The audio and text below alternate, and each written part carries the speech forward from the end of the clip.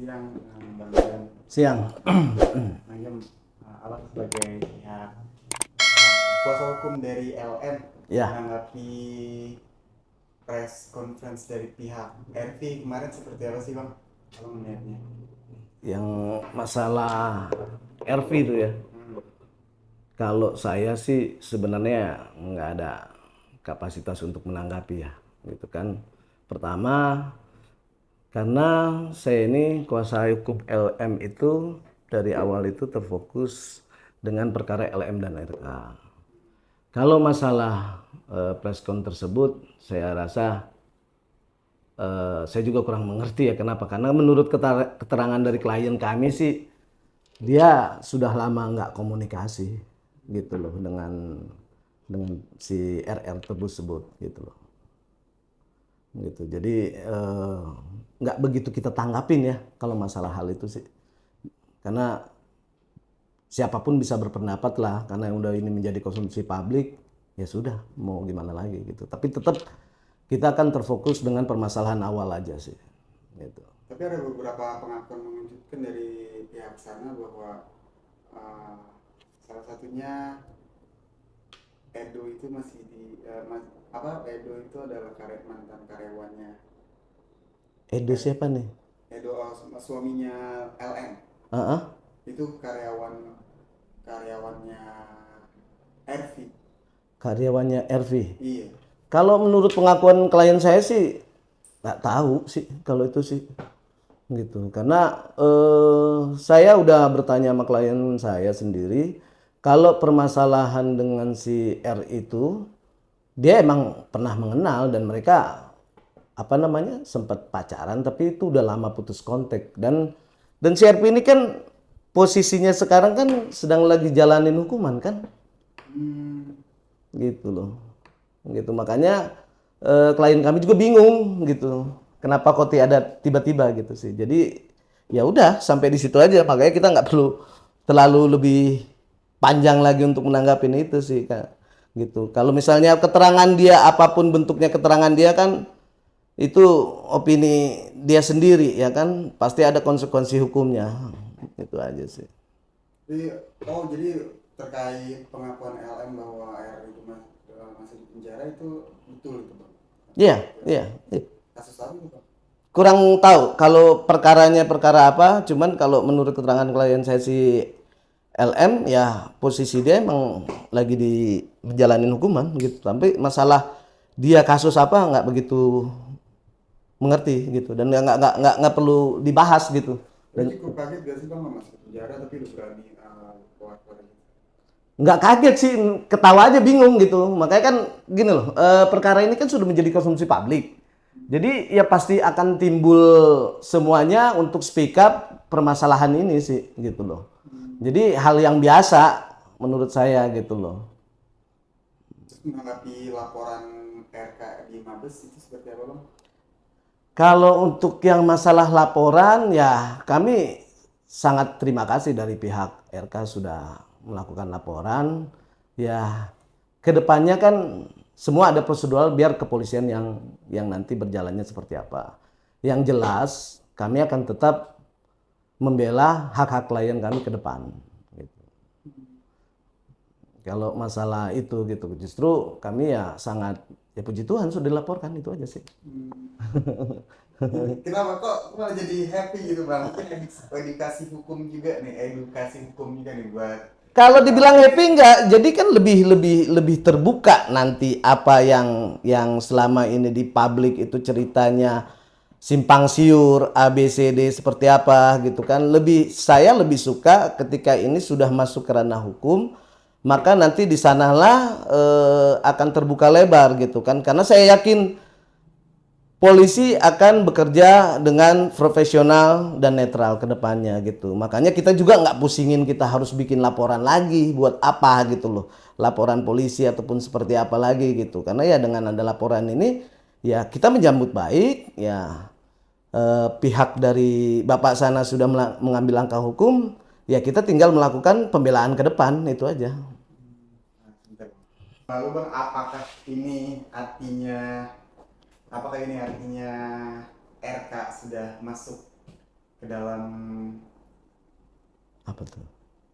Ke dalam apa nih? permainan Permainan apa? Nggak ada permainan di sini. atau Sekarang kan di sini adalah kita nggak berpikir siapa yang salah, siapa yang benar.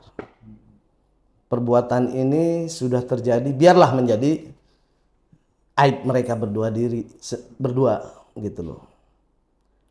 Cuman di sini kan kita berpikir masalah hak-hak anak ini ke depan. Seperti apa? Dan kedua, ya keadilan buat klien kami juga gitu loh. Sesuai dengan sila kelima kan keadilan sosial bagi seluruh rakyat Indonesia. Jadi dia juga berhak untuk menerima keadilannya seperti apa. Itu aja sih. ini juga udah beberapa saksi yang diperiksa oleh kepolisian atas laporan RK. Itu tanggapannya seperti apa, Bang? Ya sangat bagus, biarin proses yang sudah berjalan di kepolisian, yaitu menjadi internalnya polisi gitu. RV juga udah diperiksa. Ya sangat bagus. Pokoknya pada intinya kita tetap akan melakukan pendampingan dengan baik buat klien kami gitu. Kalau itu kan masalah teknis, kita nggak bisa menerka apa namanya sudah diperiksa ataupun seperti apa, itu kewenangan dari pihak kepolisian dan itu kan internalnya mereka gitu. Jadi nggak perlu ada pembahasan sekarang karena kita juga masih menunggu panggilan seperti apa untuk klien kami gitu. Kalau menurut Abang dari laporan tersebut apa yang mungkin bakal lama banget untuk dibuktikan, apakah tes DNA yang bakal lama dibuktikan atau apa mungkin, Bang? Ya kita hargain prosedural yang akan berjalan di kepolisian aja. Kalau dibilang bakal lama ataupun cepat kan kita nggak tahu gitu. Karena kan pekerjaan polisi bukan cuma mengurusin ini aja kan. Pasti banyak ya. Kita tinggal ngikutin aja dan sangat menghargai proses-proses kedepannya seperti apa. Gitu.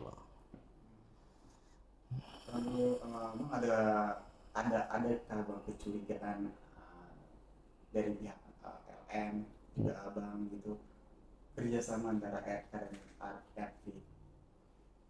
Kita nggak pernah suzon sama orang, biarin saja. Semua kan gini loh, apapun yang terjadi, ya kan, semua ada konsekuensi hukumnya. Ya biarin aja berjalan gitu loh. Karena emang udah ini menjadi konsumsi publik, ya sudah kita hadapin dan klien saya juga kan siap menjalani konsekuensi hukumnya apapun ketika apa yang dinyatakan dia salah, gitu. Tapi bukan perlawanan ya, tapi maksudnya antisipasi Abang untuk dari laporan tersebut apa, mungkin mengajak damai kah atau seperti apa? Kalau antisipasi kita akan tetap menjalani nanti proses di kepolisian.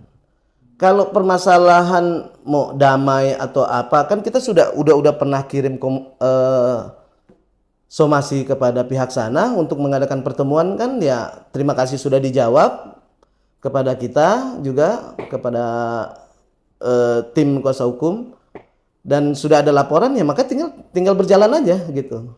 Kalau masalah antisipasi ya udah pasti ada, kita kuasa hukum mempunyai strategi masing-masing ke depannya itu seperti apa gitu. Kalau LM apa ya, kalau pihak sana itu bertanya sih, masih bertanya-tanya juga apa sih motif LM gitu dalam apa yang dilakukan selama ini, Bang?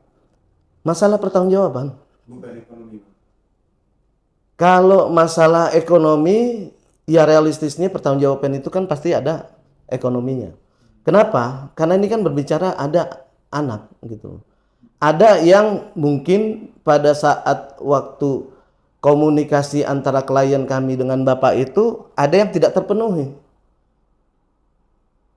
Jadi sekarang berbicaranya ya masalah tanggung jawab ini kenapa gitu. Tidak mungkin klien kami harus sampai jadi viral begini keluar gitu sampai rame gitu.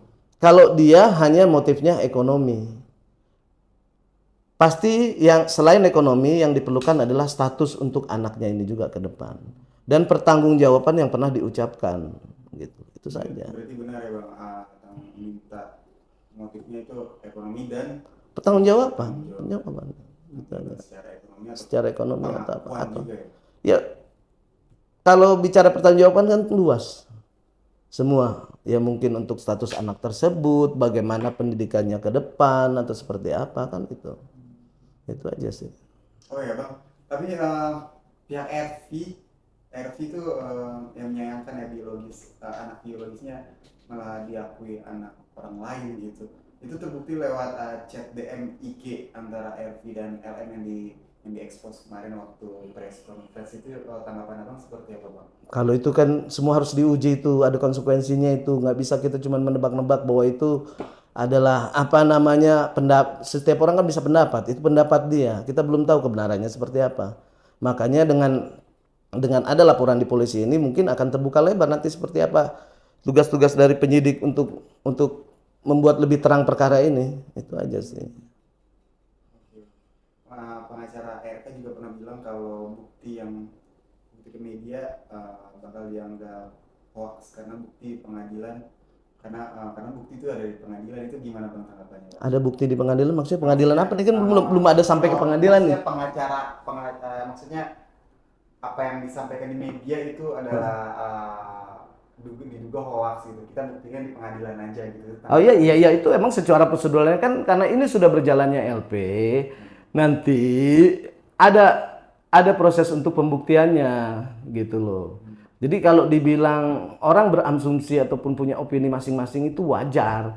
Ini apa namanya hoak atau apa.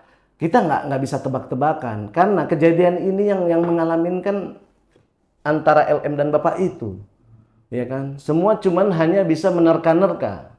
Kita bukan ahli, kita bukan praktisi yang berlebihan gitu loh. Kita bukan dukun yang tebak-tebakan. Karena sudah berjalannya dengan laporan polisi ini, ya sekarang kita hargai proses kedepannya seperti apa. Toh juga nanti kan pasti akan terbuka juga kok ke rekan-rekan media seperti apa perkembangannya, karena ini udah menjadi konsumsi publik, ya kan. Itu aja. Oke. Lalu bang, ini agak sedikit saya tentang keperawanan LM yang di kabarnya diduga udah lepas di umur 15 tahun. Itu seperti apa sih bang faktanya bang sebenarnya? Maksudnya gimana? Keperawannya udah lepas dari umur 15 tahun.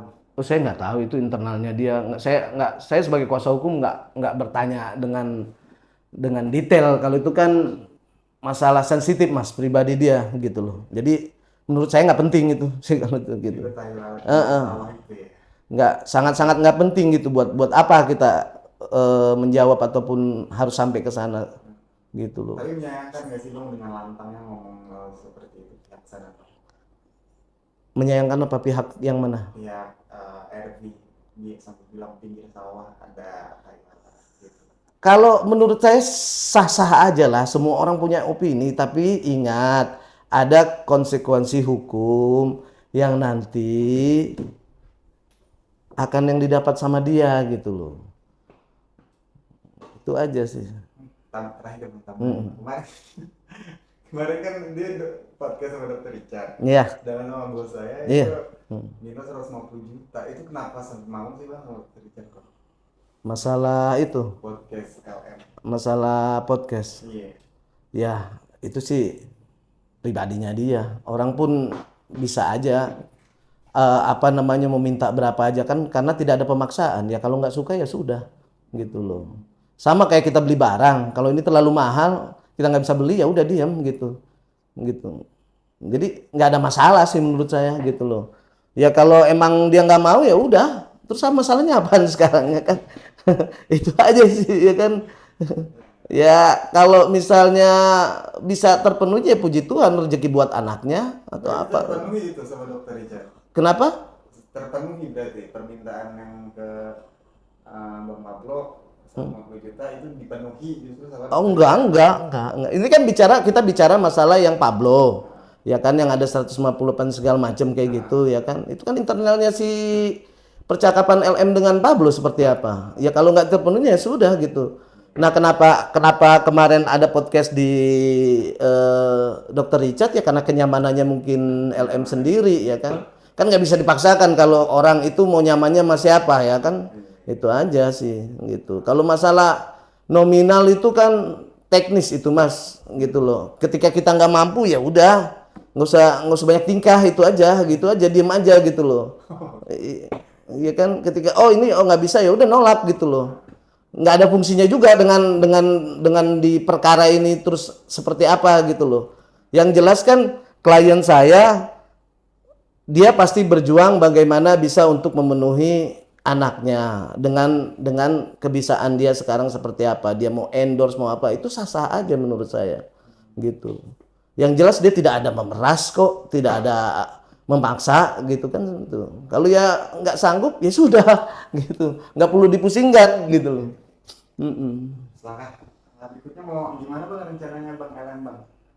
Apakah mau tetap maksudnya menyuarakan ini atau secara Kalau kedepannya kita pasti akan tetap berjuang karena perjuangan ini belum sampai di sini saja. Ini masih panjang. Kita juga akan mengambil langkah hukum kedepannya untuk keperdataannya nanti.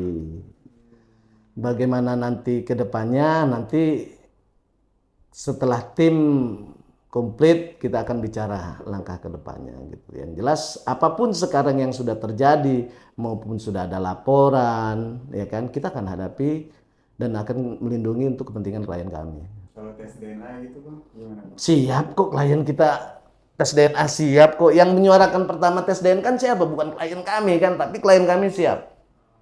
Gitu. Berarti ini harus dua nih bang ya tes DNA berarti harus dua ya bang antara RV sama RK ya bang kalau udah ada pengakuan dari RV ayah mengaku sebagai ayah biologis. Kita nggak terfokus di situ, kita terfokus di perkara awal antara LM dan RK gitu. Kalau RP kita nggak masuk hitungan itu, nggak ngerti itu. Biarin aja dengan sendirinya dia mau guling-gulingan di pasir kayak mau gimana terserah dia tuh. Gitu loh. Nggak ada kapasitas kita untuk bicara atau untuk menanggapin itu sih. Gitu aja. Harapan bang terakhir bang. Harapannya saya ya ini kan sesuatu hal yang nggak baik ya sebenarnya. Mudah-mudahan dari sini bisa menjadi edukasi buat masyarakat juga dan juga buat para pejabat nih ataupun mantan pejabat ya kan supaya banyak bersikap dan cobalah untuk lebih bertanggung jawab sesuai dengan omongannya. Itu aja sih. Itu aja. Harapan kedepannya ya sesuatu yang baik bisa lebih baik. Karena biar gimana pun, apapun historikalnya klien kami, yang jelas dia seorang wanita, dia juga seorang ibu yang layak untuk mendapatkan pelindungan hukum dan status anaknya ke depan.